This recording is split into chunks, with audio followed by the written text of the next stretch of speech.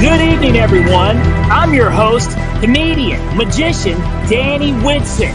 But it's all tricks aside, because tonight we're turning the paranormal into the normal. Join me as we explore the gray areas of reality. We're going to talk all things paranormal, UFOs, ghosts, cryptids, and aliens, and see how it's all connected.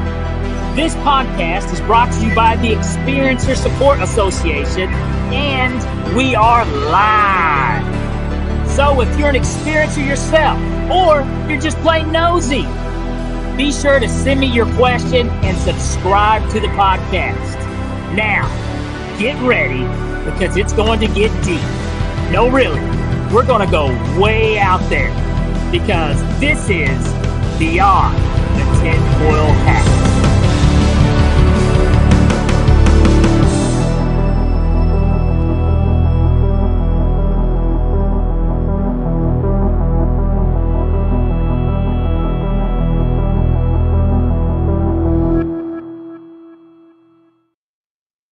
What's happening, my paranormal junkies? Welcome to Beyond the Tinfoil Hat, and I'm your host, Danny Whitson. Guys, I'm excited to be back. We had a little off time last week. In case you guys didn't notice, we didn't have an episode, but we are back full force this week with a fantastic guest.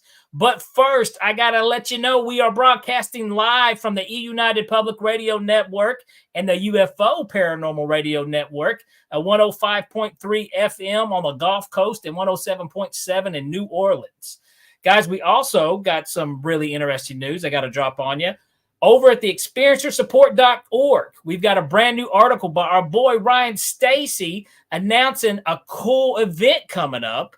It's, let's see, what do we got here? It is called the Extraterrestrial Diplomacy and First Contact Conference of 2024. You can check it out over the Experiencer Support Network, findout.org, experiencersupport.org, get more information there. He's covered a lot of cool things. They're going to have some very cool guest speakers show up to this, so you definitely want to check it out. It's on experiencersupport.org. Guys, go check that out as soon as we're done here. You don't want to miss this event. It's going to be super cool. Also, I don't know if you guys have noticed some interesting UAP news happening in the world. Last week, this actually went down, I believe. But it seems like the Pentagon has finally acknowledged the UAPs that were flying around over the Langley Air Force Base. Yeah, they held a conference. They were grilled. They were asked about it. Now, of course, you know, they didn't say anything, but they acknowledged it finally. They had no idea why you didn't shoot them down. I mean, you know, they're just flying over an Air Force base, but why would we shoot them down? No, they're not ours. We don't know them. But, you know, why would we not shoot them down? Kind of weird.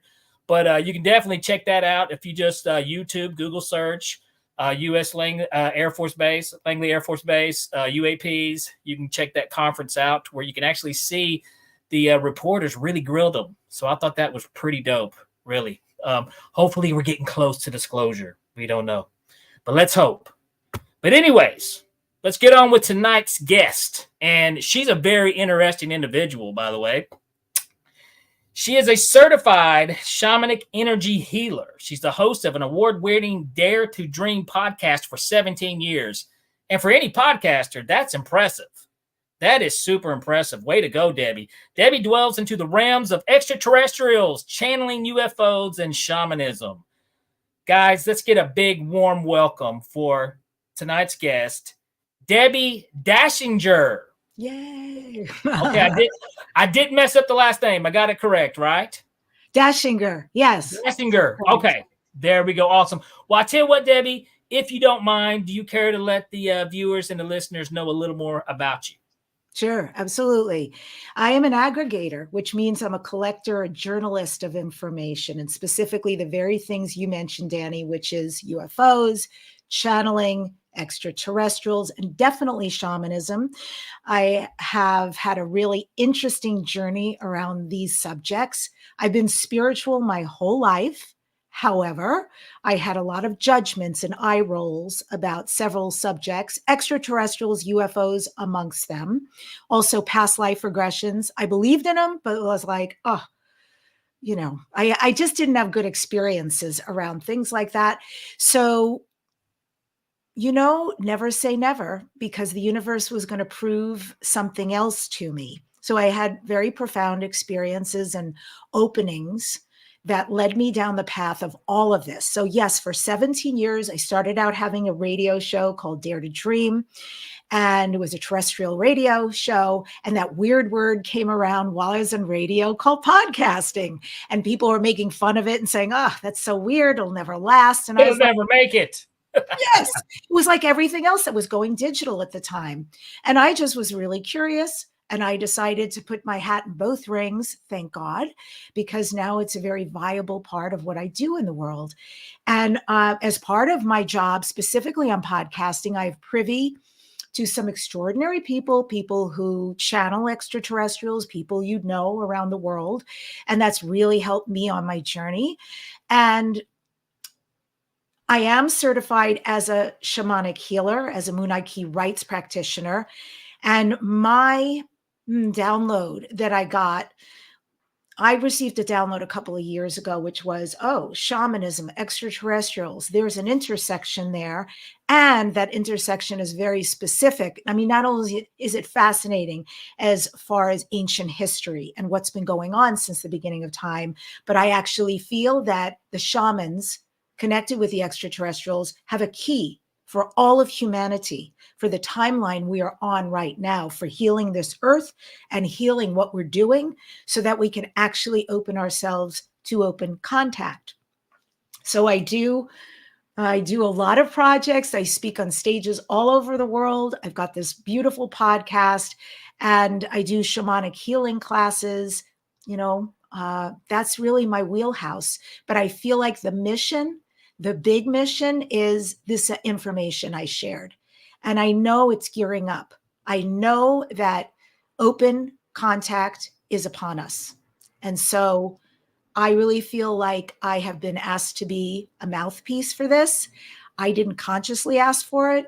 And I would, say to you, whether you want to laugh or not, but it really is like the extraterrestrials who are aware of me and my journey have been orchestrating some pretty magical things on my behalf. And so I'm just a heck yes. It's a very positive journey. It's a very humbling thing to be asked to talk about. And so an honor to be here with you. And one thing I want to make very clear is, I am a comedian by trade. And one thing I have joked about paranormal stuff before on stage in my show, but I'm a firm believer. And nowadays, I think when people want to joke about this topic, I think it's kind of hacky. I'm like, really, actually, it's dead serious, and it's a very serious topic that, and sad because the people who don't know, because I mean, there are a lot of people who they never look up, they never acknowledge really what's going around. And it's one of these things that, it's finally making enough, noise that people are starting to pay attention, but still these people don't live in the same world we do, as far as with our windows and our doors wide open, that we, know these things exist. So whenever I bring up the topic, it's funny, Debbie, because there's times I've brought it up to the normies, is what I call them. And, they do the step back and oh, come on. And I'm like, no, dude, I've been doing this podcast for a year. I've heard some stuff. And no, but seriously, I kind of direct them. I'm like, look, no, you can go check this out. Look at this. Look at this. This is evidence. This is things that's interesting. You can't deny this. I said, there's probably things that you believe that's total, make believe and BS, but what we got here, you can't, this isn't about Earl in the cornfield, It's so true. And, actually, we're the normies now. Like you said, yes. More and more, we are the voices. People are waking up at incredible rates. I know. I mean, I wouldn't have a show like I do. You wouldn't have a show. I wouldn't be able to speak all over the world and have unbelievable amounts of audiences show up for this conversation, hungry to be part of a community that, like, finally, I have a place where I can talk about this. But we can call them muggles, right? Let's call them muggles. Yeah. And just out of compassion, and I really do have compassion, I was a muggle in that regard only. I was a muggle in that when it came to ET stuff, I was just like, really such an eye roller. And my like ascension, if you will, into this was immediate, abrupt, intense, unexpected. And I had zero resistance when it happened. I just, in the moment when things happened for me, I was like, whoa, this is truth. And then my next step, it wasn't, because I do see some people go into this, the struggle, the resistance. What will people think about me? And I'll just give you a different option, folks. If you're there, I went immediately into, I have to find out everything I can. Like I was at the buffet of ETs and UFOs to ingest. With me, I did believe in, ghost spirits. Into that, I was more, and I think for some reason people are more willing to accept that than UFOs. Once upon a time, now that's changing, but I wasn't big on extraterrestrials or anything like that. And then a couple years during COVID, I had a podcast called The Abracadam, and I had Ryan Stacy, the founder of Tessa, here. Come on. And he kind of broke some things down for me on a way I had never looked at it before. And it made me kind of look at things a little different. I was like, wow, what's going on? And then I did a little my own research investigation. I was like, holy cow, there's something here. So, and I think also a lot of people, they don't want to believe in something that they're terrified of. Of course. And when you hear the stories of the alien abductions and stuff like that, that's one of the most terrifying things people could think about. And I think their way of dealing with that is to pretend like it's not real. That's what happened to me. That's exactly what you're saying is what my path was. I think I had things happen when I was younger. I shut it down. It was too much for me.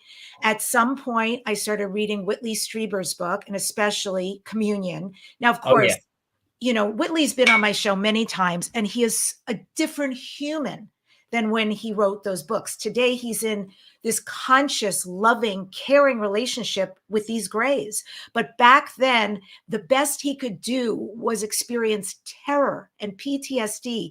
Reading that impacted me. And I'm like, oh, hell no. I don't want to feel that. I don't want little anything coming in my, wherever. Yeah, the movie, too. The movie is what got me, man. And that's exactly because media has often portrayed, not always, there's maybe 3 or 4 we can count where they portrayed the connection with these benevolent advanced races as a beautiful experience and positive for both. But in general, they're always trying to eat. It's like, somebody once said, we think they're going to behave like we behave. How exactly. Can we eat them? Can we kill them? And that's not what they're about, because they would have done it a long time ago. But absolutely. And again, great compassion, no judgment on my part that, if you're in fear, it's because of that. And I want to add, because I've been traveling a lot, traveling and speaking, and I saw a movie on the plane literally 2 weeks ago called Jules, Jules, with Ben Kingsley. And it is, I don't want to give the story away. I highly recommend you go see it. It's a stellar cast, a beautiful little movie. And it has to do with an alien that lands and what ensues. And I thought, oh, fantastic. Finally, there's another media representation out there that portrays an alien, benevolent, advanced, as different than us, but quite beautiful in nature and developing relationship with humans and what happens. But highly recommended you check out that movie. And that's called Jules. Jules, Jules, with Ben Kingsley, and I won't remember the other actors, but you'll recognize them. Gotcha. We'll definitely have to check that out. I will put that on my list. Jules. Let's do this real quick, Debbie. Now, first, let me look over here in the comments. We've got a crowd up here tonight, folks. Woo-hoo. I want to say, what's up, Lisa? How you doing, Lisa? Jillian, what's happening? Live light, as always. Glad to see you. David Martin, what's happening? And the $6 million man. Hey, that's my guy right there. Hey, thank you guys for joining. If you guys got any questions, feel free. We'll get them up here. Debbie will answer them the best at her ability. Debbie, let me ask you about shamanism. Okay. So you said you were always a spiritual person, right? So how did this happen? Yeah, like that was also a very unexpected path, but it started all of this. I started to work with the consciousness of plants. I'm going to keep it very simple. I worked with the consciousness of plants. And when I work with the consciousness of plants, I started to have a lot of experiences. I started to have a lot of healing. I started seeing sacred geometry, very beautiful, very profound. And I started to be visited nights in a row, 4 nights in a row by the divine. And she was a very feminine, divine feminine energy, came in and said, Debbie, you are a healer, you're a shaman, and you're a priestess. And I had no context for what she was talking about. I said, I'm not a shaman. I know what it takes to be a shaman. Like, that's uncomfortable. Healer? No. I have friends who are healers. People who come on my show are healers. I don't think I have any skills. And priestess, I'll take it. But she wouldn't stop. She was very gentle, very persistent, and she showed up every night, same mantra. You're a shaman, you're a healer, you're a priestess. And along the way, she started showing me things behind the curtain about myself, about some of my gifts. She started showing me how to use my hands and my energy, my frequency to heal, and things were happening. And then by night 4, she insisted that I go up to a shaman. And I mean, we're talking about 30 years they've put in living in jungles, real deal shaman. And she said, now I want you to go up to a shaman and I want you to ask for a blessing as a shaman, meaning I was the shaman. And I argued for 20 minutes. I was very uncomfortable and humiliated. She would not back down. So I finally acquiesced and I said, okay, if that's what it takes. So I went and asked the shaman, and wow, they were so kind about it. I literally told them what's been going on. And they said, yeah, come back in 5 minutes and we will do it. I received a shaman's blessing. I was then told I was supposed to go up to the female shaman and ask for a blessing on my shaman's path. And I was not allowed to call her by her name. I was only allowed to call her sister as though I was one of her. And so it was a lot for me. I did it.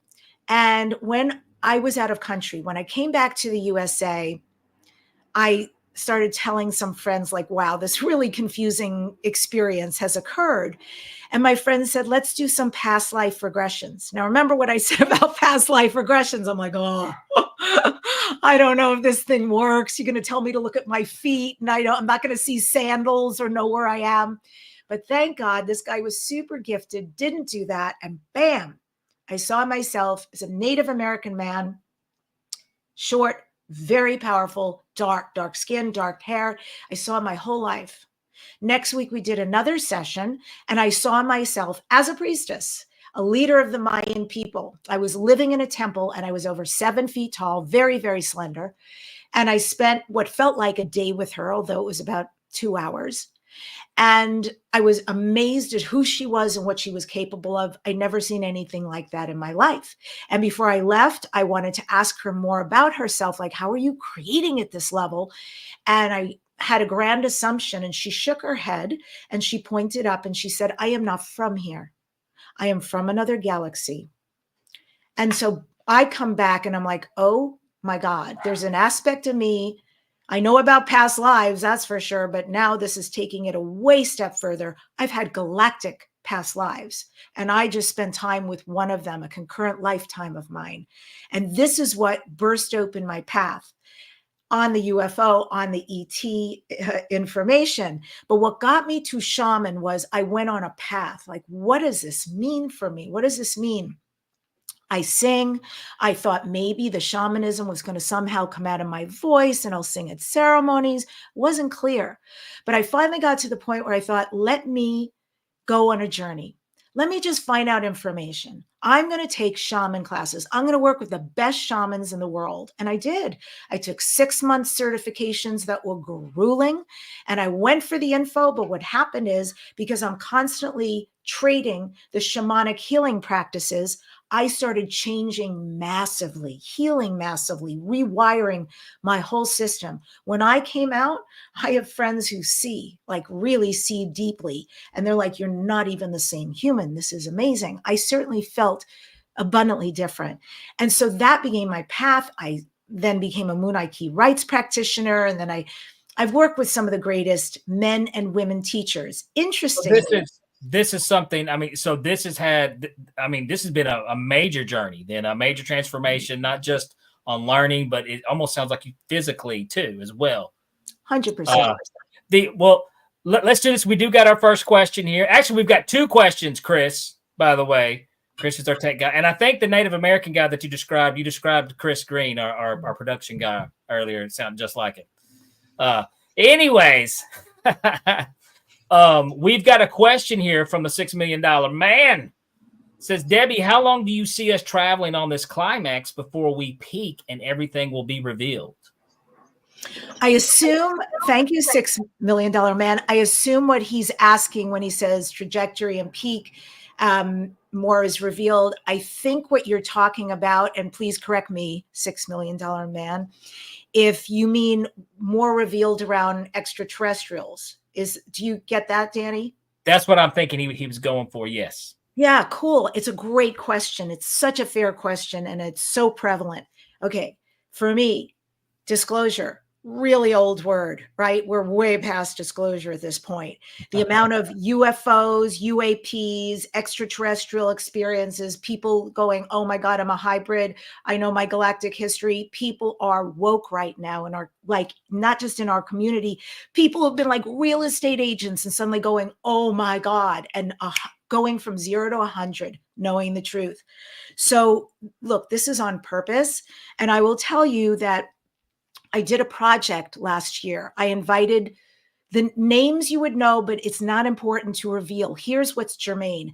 I had this idea I told you about. I wanted to do a project. I filmed 6 different, very well-known channels out in the world.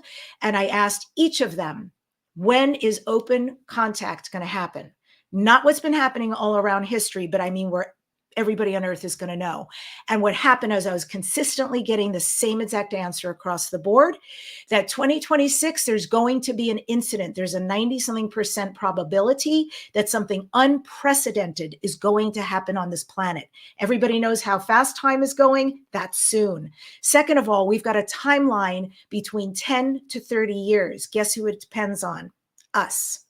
How we behave. So we all know there's a lot of mess in the world, but there's also a lot of good. And this is where the shamanism comes in. We have to invest in how we show up and what we do on this planet, how we behave individually and collectively, so we can alter this timeline, because they are waiting for us. They've been patiently waiting for us for tens of thousands of years for us to finally be in a place that we could be part of a galactic community. So that's my answer, is that something unprecedented 2026, 2027, and sometime between now and the next 30 years, depending on what timeline we all agree to, and we may all go on separate timelines, by the way. I know the one I'm choosing, but they will be coming. And if you're interested later, I can tell you who will be coming. Absolutely. I want to hear that. Let's get this quick question here. David had this question, David Martin. He says, Debbie, do you have ET implants? No. All right. No implants, David. Let's see here. And $6 Million Man, do you follow, make sure I don't mess this up, Bashar? Is it Bashar? Bashar.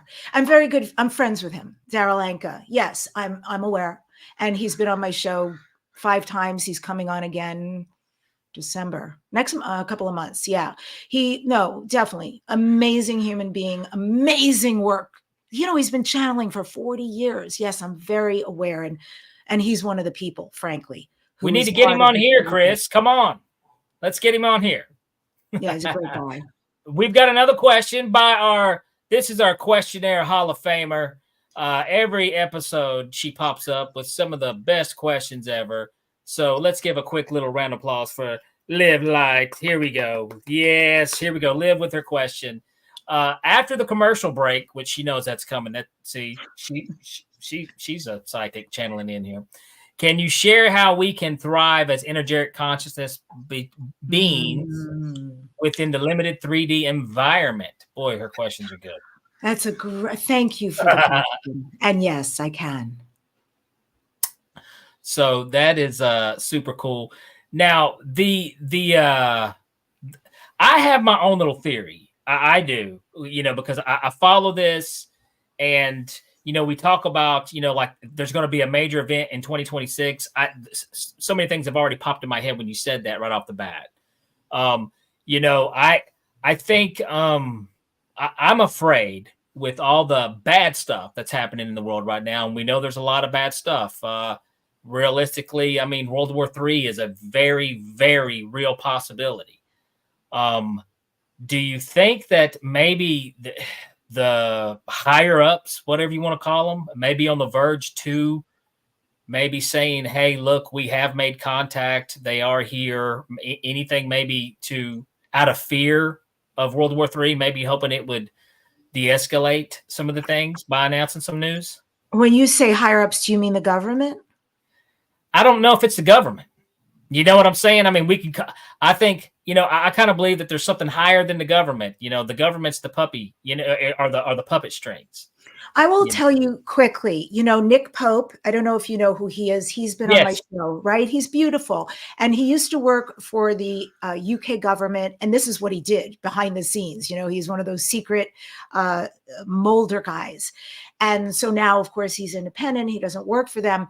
But he has told me, Debbie, there's going to be more and more whistleblowers coming forward. Why? Because the public is supporting them. They're not afraid anymore. The government can't hurt their families, kill their career, take away their money, and call them awful names like they're crazy and etc. and unstable, because none of it's been true. So that's why the David Grosches and the Lou Elizondo writing books, like, it's wonderful, and it's not going to stop, and there will be others. And I think it's really important to remember that all of us here in this community who know the truth, that we don't need the higher ups anymore. It's going to go way beyond them. The extraterrestrials have been so familiar with our government. Our government, is, as we all know, has always known what's going on, but we no longer need to wait for them, because we know the truth, and the truth will start to seep out in very new ways that doesn't involve them. I think that's absolutely right. And I think it's happening now. So you're right. It is happening. We've got a minute and a half before commercial. So let's get Jillian Leonard. She's one of our very own Tessa members. Thank you, Jillian, with a great question. Do you have any opinions, perspectives on the Anunnaki, if I said that right? Oh, I love that question, but what a huge thing. 1 minute? Yeah, 1 minute. Yes, I do. And they were a big part of why we are as we are regarding DNA. They genetically modified our DNA 450,000 years ago when they had a problem on their planet. And in order to save the catastrophe, they found Earth because they needed gold. They needed to mine gold for the atmosphere and bring it back. They went to Africa. They started mining. They said, oh, this is a lot of work. What can we do? Oh, look at these human beings. We really weren't hominids at the point, but they said, if they were labor, we could get them to help us with mining. So they genetically modified our DNA, but that started our whole foray into other later modifications from 5 seed races. Wow, that was amazing. First of all, I wish Debbie could teach everybody how to do what she just did. Did you guys hear that? She covered that question with a ton of info, and it's left me plenty of time to kill before a commercial break. This is amazing. Okay, you're my favorite already, Debbie. You are. Guys, stay tuned. We're going to come back. We're going to touch more on this question. We got plenty to talk about. We'll be right back with Debbi Dachinger.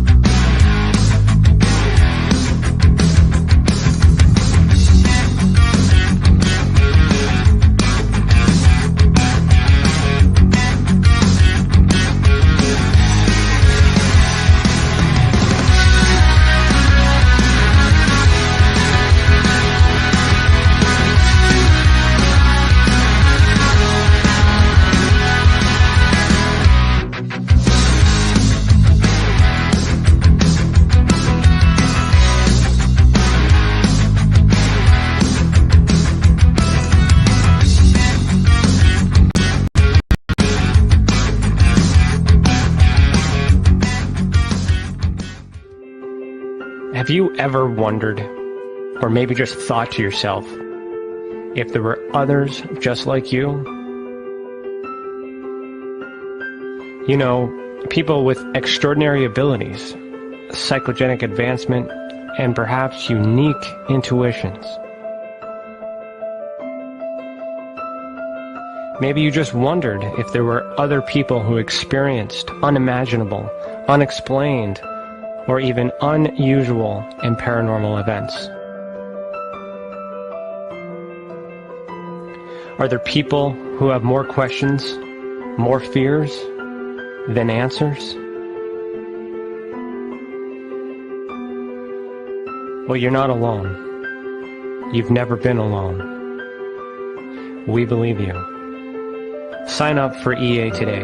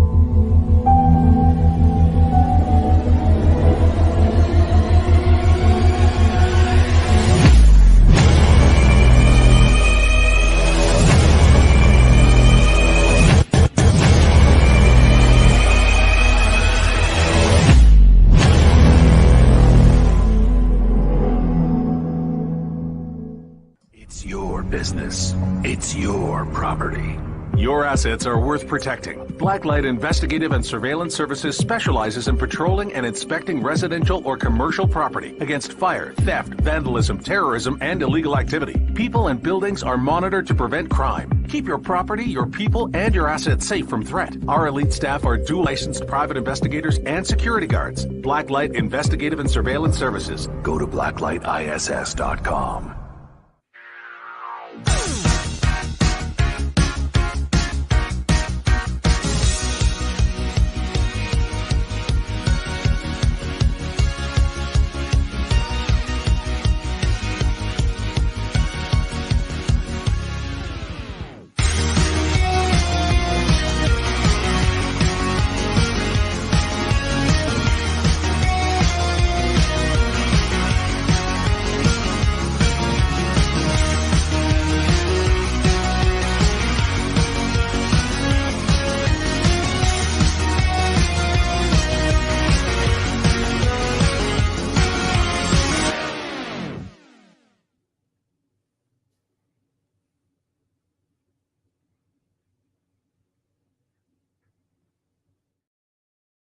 All right, welcome back, guys. And if you're just not tuning in, we've been talking with Debbi Dachinger.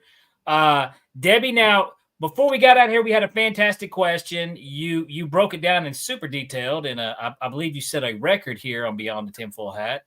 But that's a very interesting topic. So kind of you explained the origins of us, sort of there. If you don't care, just for my sake, I would like to learn a little more about that.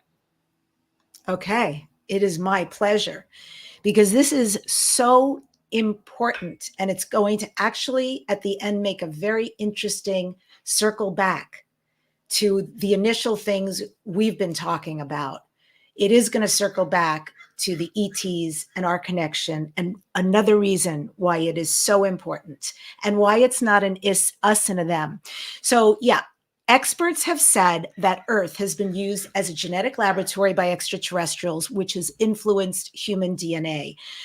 Back in history, Francis Crick, who discovered DNA, he won a Nobel Prize for his work. He believed that human DNA is far too complex to have evolved naturally on Earth, and he always pointed to extraterrestrial interference. I already said at the very beginning, 450,000 years ago, the Anunnaki came, they needed labor. So they were not going to coerce us. They were just going to go in and change our DNA. Let me just say that's a no-no, because we are a planet and a population of free will. They took away our free will by doing that. Just so you know, they didn't get away with it in the sense they were actually recalled. And the other Anunnakis were not pleased that they had done that, nor were the other benevolent races who were watching what was happening. Because 450,000 years ago, when they made these genetic changes to us, people stopped living as long. They weren't able to have babies. They died in childbirth. They started having physical issues, and it was a mess. So now you have that history. Let's go back to Francis Crick, who won a Nobel Prize for his work. He created a couple of really important theories upon his work. One of them is called directed panspermia. That says that an advanced civilization deliberately spread life throughout the universe, including Earth, and that DNA and its elements travel across space. So they're influencing genetic development at not just here on Earth, but at different planets. We know in the ancient Sumerian texts, they talk about the Anunnaki, this advanced race of extraterrestrials. They are often described as gods because people didn't know how to perceive these incredibly tall beings who came, who were advanced and had all sorts of gifts. So they, descended from the sky. That was their best way of saying they came in spacecraft and landed here. And right now I'm going to shift into the DNA portion. Human DNA consists of 3.2 billion base pairs. I want to give you a pre-caveat. I am not a scientist. I'm an aggregator. So what I do is I get in there and I find out the information, I put it together. So I can't go deep into the science, but I can go deep enough in a layman's way to explain it to you. So all of us, we have 3.2 billion base pairs, but only 1.5% of it codes for protein. So what's the other percentage? Like, what is in there? And we know for a long time that scientists have said, oh, we don't know. We're going to call that junk DNA because we don't understand its functions. But in years since, as scientists keep digging, and maybe many of you have read about this, these researchers have found that this junk DNA within us, which actually makes up the majority of who we are, is actually an ancient extraterrestrial code. So when you group DNA as a code, it becomes a common blueprint for life across the cosmos. The SETI project, this is the project that explores civilizations. They say that DNA or genetic sequences are a channel for communication, meaning our genetic code contains embedded messages from other civilizations. I could say so much more, but I want to get to this really important point. I have two important points. Do we have a moment? Absolutely. Okay, thank you. So if you guys, thank you for sticking with me. So there's also been another project called the Human Genome Project. And Dr. Samuel Chung, one of the scientists, he was blown away by what he found. And he was also finding the combination. Oh, there looks like there's a connection here. Human DNA, extraterrestrial DNA. These genetics are overlapping. And then there were other scientists from the Human Genome Project, specifically Makukov and Sherbak, and they put out a paper called the WOW signal of the terrestrial genetic code, because they discovered that human DNA has a set of mathematical patterns, symbolic language, and it reveals an intelligent signature. What does that mean? It means that humans were created as a hybrid species, and that life on Earth is part of a cosmic experiment conducted by advanced extraterrestrial beings. When I was interviewing Wendy Kennedy, who channels the 9 Ps, the Pleiadian Collective, and she's magnificent. You can go to my show if you like and listen to that interview. I asked her the question, so what are we made of? Now, I want to be really clear, because I know from having spoken to many people about this, we're an amalgam. We have so many different types in us, right? However, there were 5 seed races that, when they realized what the Anunnaki had done to us, came to our rescue so that we keep living. We could procreate again. We wouldn't have all these physical issues. So they massively upgraded us. Who are these 5, thank you, beings who came and did that for this grand experiment called Planet Earth. My DNA was altered. And those 5 seed races who donated their genetic material to us to create hominids, to create modern man, are the reptilian, the bird, the avian people, the felines, and the high-level dimensioning beings of light from Lyra. That's what we're comprised of. So that's super important information. Why? Because when we talk about extraterrestrials, we are the extraterrestrials. When people say hybrids, we are the hybrids. And what does that mean? Like Yaels, if you know those beings, Yaels are a hybrid of human and other extraterrestrial. They're our family. These are our cousins.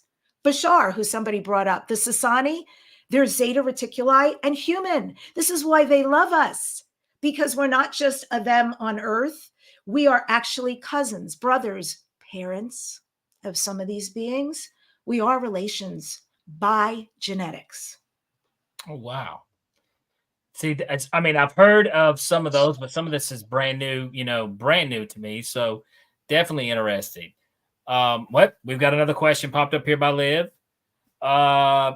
After the commercial break, can you share how we thrive the energetic consciousness beings within this limited 3D environment? Was that one that we had? That's the one she answered right before the break. So yeah, but actually we do got another question over here. Hold on. Where was it at? I think the $60 million man actually had a question here, Chris. Let's get this one up. He said he's doing his impression of Columbo over here. I'll read it up. There we go. We got one more thing. Okay. There. I'm glad Debbie got that one. But you need a cigar. One more thing. Do you sense anything coming around November 13th? Oh, that's so interesting. You have good listeners. Thank you guys for these questions. Yes, we do. We got great listeners. You know, I'm going to do a show on this. I literally have been talking to a friend of mine who channels in Amsterdam. Probably some of you know who she is. I'm not going to mention her name. But anyway, we're doing a pre-election and a post-election show. And God knows how I'm going to add that into my calendar. But I'm doing it because I'm an energy person and my read was a hell yeah. What I know is that there's people out there like crazy, going to all these astrology channels, human design channels, channeling channels. What's going to happen? What's going to happen? It's not a total consensus with everybody in our tribe who's very gifted. I'm hearing a modicum of the same thing and some different things. So I want to just acknowledge, and I think we can feel, all of us. Like when you say November 13th, I don't know why you use that date, but I will tell you in that general vicinity, what I am getting is that because of the election, we've all heard there may be chaos. And because of the election, we will be very polarized one way or the other, whichever way you vote or don't vote or believe or don't believe. People will not be happy with the outcome. That said, it's really important to know that we create our reality. It's really important to remind ourselves of how powerful we are and what we believe, how we act, how we treat others, how we treat ourselves. All of it matters. So how you show up will be important to what happens, because I can make a prediction just like a psychic, but the truth is that is in this moment, this pinpoint. But in the next moment, all of us, maybe by virtue of being on this amazing show, are all going to make another choice and go, oh, we're going to glide right over November 13th and have a beautiful rest of the year into the new year. So that's my answer. Possibilities, but I'm going to do everything I can as a healer and as a person out there in the public to bring on people to help make this a different shift. And if they screw up Thanksgiving, I'm going to be so mad. You love it? Let's take it easy November 13th. Don't do anything crazy. We've got another question from Live Light. Is there a message from your interdimensional friends about the future of humanity? how can we raise the awareness and vibration of ourselves and the planet, if I could speak? So thank you for that question. And here's what's great. I'm going to couple this with the question your other gal had about it. They're both questions speak to the same, the one we didn't address yet. They're both talking about the kind of change we can make and the kind of change we can be. How can we alter everything? And I am all about it. So let me give you a little bit of interesting shamanic history. In 1996, shamans from the Star Nations across America came together, from the plains, from the eastern, from the southwest tribes. They met at the Sioux Reservation in South Dakota, and they brought together all of their people, but they also invited these amazing scholars. Amongst them was Harvard professor John Mack. Many of you may know him in this UFO extraterrestrial space, and the CSETI assistant director, and there were many other notable people. So the native elders came together because they had two messages. The first message they said was, we have been in contact with extraterrestrials since the beginning of time. We also come from the extraterrestrials, and we want you to know that's how we know how to do what we do. This is a big part of who we are, our ongoing relations with various extraterrestrial races and beings. The other thing they said is, we have to impart a warning to you about what's going to take place on Earth, and we hope you will listen to us. Now, remember, this was 1996. This is almost 20 years ago. And they basically said, if things don't change, this world is going to have a disaster because they're facing monetary, environmental, and spiritual collapse. Did we listen? Here we are. So I do think personally, on a spiritual level, we have evolved. Not everybody, obviously, by any means, but there's a lot of us who have. So I have hope there. Financially, we know we're in trouble, and environmentally, oh my. I just saw pictures of the Amazon recently, and it's very heartbreaking. But I'm all about hope, and I'm all about what can we do and be different. Shamanism absolutely holds a key in this regard, and specifically because shamans from the beginning of time have been in concert, in harmony with nature. When they say we are all one, they don't just mean, oh, you and I, peace out. They mean, no, me and that tree has consciousness, has wisdom, this river, these apus, these mountains, that everything they do, including the extraterrestrials, we are truly all one. Mother Earth, we treat her with respect. We don't ever take without giving back first. I mean, I could stop there, and there's a million lessons for all of us in that. Oh, I think great advice there. We do have another question, though, for you. We got a lot of questions for you tonight, Debbie. Great. David Martin. David says, sometimes you hear some types of ETs see people as food. Have you heard that theory? Have you heard about that? Anything like that? Are there any bad ones out there wanting to? Yes. To keep it succinct, yes. But so David, good question. You know, like everything, good lawyers, bad lawyers, good ETs, bad ETs, right? Good lawyers. What are you talking about? No, you got to be fair here. Good singers, bad singers, right? In everything and every being. And even us, we're complicated. We probably, each of us have beautiful qualities, and some some people would pass on qualities. So to be fair, yes, there are definitely some very interesting beings out there. We are protected, and I think that's so important to remember. There are literally spacecraft above the Earth. That is their job, to watch after us. They're invested in us. Some of them because, yes, we're genetically family, and some of us because they're very clear that if anything happens to us, it happens to them. That is why when we so brilliantly have thought, I know, setting off a nuclear warhead is the greatest thing I could do right now, literally, and they get an order from their government and someone from the military is their finger about to press it, all of a sudden a spacecraft appears and it becomes dismantled. And by the way, that is the only time they have ever or will ever get involved, because they're clear, a nuclear war here, the repercussions go way out into multiple galaxies, and they're not willing to go down that road. So we have we have beings looking after us. So we are very protected. I think that's important. And then the other thing I want to say, I really think I go back to this metaphysical thing is like what you put out, you're going to get. And I've talked to some kind of highfalutin people about this and said, I've never had a bad experience. I've only had the most beautiful experiences with extraterrestrials, with seeing spacecraft, with all my connections there. And I can't say anything bad. I have enormous gratitude. So maybe it's the space I come from, and my understanding of this, but I would say keep that, like where your attention goes, your experience flows. Keep your attention on all the good and the great beings out there who are rooting for us. I'm a believer in that with, almost everything, every aspect of life, and it's a good idea to where no matter what you're dealing with, you're going through, is to believe that everything's going to be fine. And worst case scenario, that it's not. Okay, well then, but don't, and you'll deal with it whenever it's not. You know what I mean? So I think that's great advice, a great way to live and to look at everything.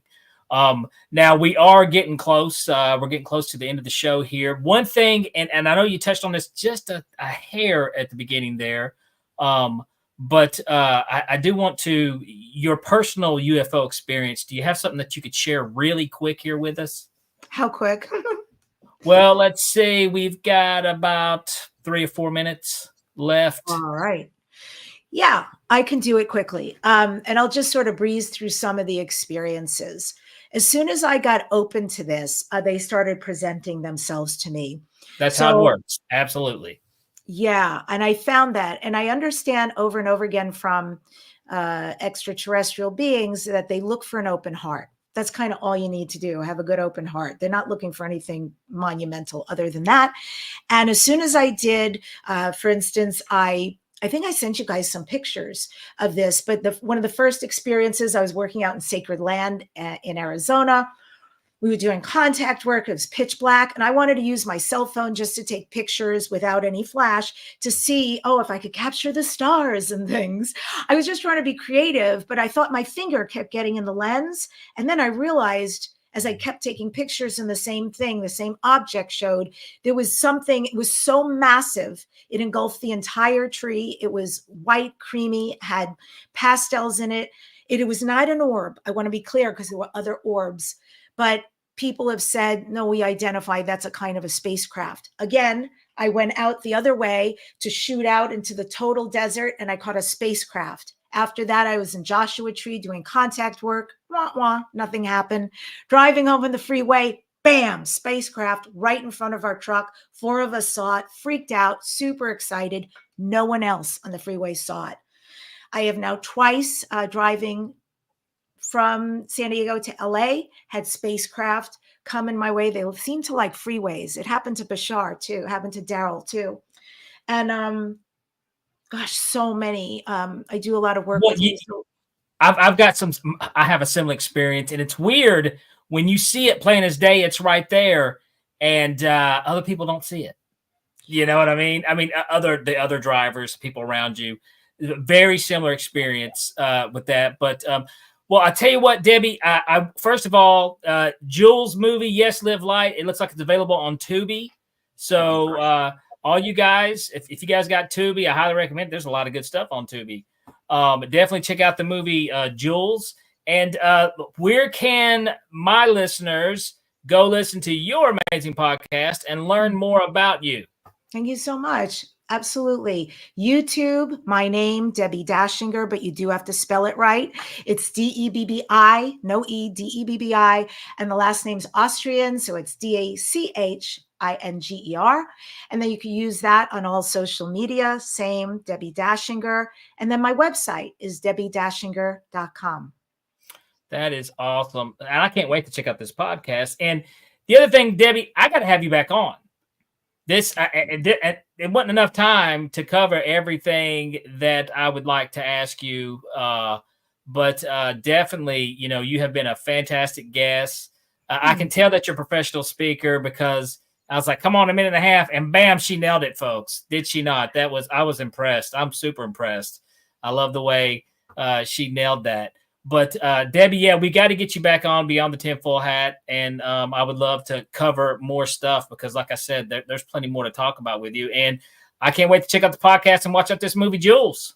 Thank you so much. Stay in touch, everybody. It's really been a pleasure getting to know you and your audience. And honestly, thank you for the great work you do, Danny and Chris, because I want you to know the extraterrestrials consider all of us first wave contact. They couldn't get their message out without us to the masses that we're doing. So thank you for your good work. We are the step before the open, undeniable contact. Awesome. Thank you so much, Debbie. Thank you for coming on the show. All right, guys. First of all, I want to give you guys a big shout out. $6 Million Man, Liv, David, Lisa, Jillian, David Martin. Thank you guys so much for your awesome questions, man. Like I said, the show ain't nothing without you guys watching and bringing in those awesome questions. Thank you guys so much. If you guys didn't catch the first part of it, so if you did or not, either way, I'm going to make sure you guys head over to the experiencersupport.org. Check out Ryan has posted a real cool event coming up here. Let me find it. It is, let's see. There we go. It is the Extraterrestrial Diplomacy and First Contact Conference of 2024. And he's got some really cool guest speakers. So I want you to head over to experiencersupport.org. Check that out, and you can get the information there. Also, if you guys have not done so, let your friends know. Spread the word. Tell them about the show. We stream live at 7 p.m. every Tuesday night. We have amazing guests. Sometimes it's just me and Chris Green, okay? And that's a fun show, too. So some shows are like that. But tell them to subscribe, like the podcast, check us out. We're on every platform, wherever you listen to podcasts. And like always, we are broadcasting live from the E-United Public Radio Network and the UFO Paranormal Radio Network on 105.3 FM on the Gulf Coast and 107.7 FM in New Orleans. Guys, it's been a pleasure. We will be back next week. Actually, we'll be back next week with one of the viewers, I believe, one of very own Tessa member, Miss Jillian. Yes, that's going to be a fun episode. So you guys want to tune in next Tuesday, get your questions ready for her. And like always, folks, keep the paranormal normal. And I will see you guys next Tuesday. All right, that does it for this episode of Beyond the Tinfoil Hat. A big shout out for tonight's awesome guest. And a bigger shout out for everyone who tuned in. And if you haven't done so yet, be sure to subscribe to us on YouTube or wherever it is you listen to your podcasts. And like always, be sure to stay curious, heed the world, and keep the paranormal normal. I'm your host, Danny Whitson, and this has been Beyond the Tinfoil Hat.